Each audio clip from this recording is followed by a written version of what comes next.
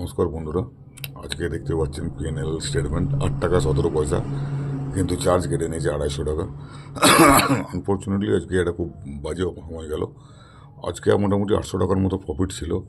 Hot করে আমি কি করলাম, বন্ধ করার সিস্টেম বন্ধ করার পরও এইটা নিয়ে নিলাম, বোম্বে বার্মা ট্রেডিং একটা সেল করলাম। বাট যদি বোম্বে বার্মা ট্রেডিং দেখেন, বোম্বে বার্মা ট্রেডিংয়ের তিনটেতে যা অবস্থা হলো,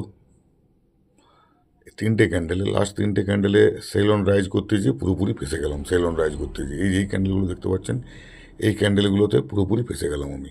ফেসে যেয়ে আমার 800 টাকাটা মাইনাস হয়ে গেল।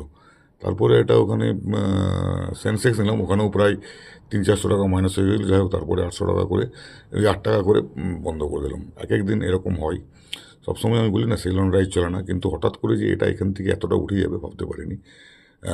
এটা একটা মাইন্ডসেটের ব্যাপার। যদি আমি মাইন্ডটা ঠিক সেট করতে পারতাম, যদি কল নিয়ে নিতে পারতাম, তাহলে হয়তো আমার 800 টাকাটা 1500 হয়ে যেত। বাট পুট করতে যে 800 টাকাটা কমে গেল, 800 টাকাটা কমে গেল ওখানে। পুরোপুরি জিরো হলো না, 8 টাকা 17। যাই হোক, 250 টাকার মতো আজকে লস হলো। দেখা যাক, হতে পারে এক দিন, কোনো দিন এরকমভাবে সিস্টেম গণ্ডগোল হলে হতেই পারে, কিন্তু কিছু করার নেই, ওটা নিয়েই থাকতে হবে। ও সব দিনই লাভ হবে বলিনি। যাই হোক, মাইনাস দেখালো না টোটাল পিএনএলটা, প্লাস দেখিয়েছে, বাট নো মানে নো প্রফিট। 250 মাইনাস আজকে। দেখা যাক কালকে আবার কী করা যায়। থ্যাংক ইউ বন্ধুরা। বাইসের রিকমেন্ডেশন নয়, আবার বলছি, এটা আপনারা আপনাদের ফিনান্সিয়ারের সাথে কথা বলেই নেবেন, যা করবেন।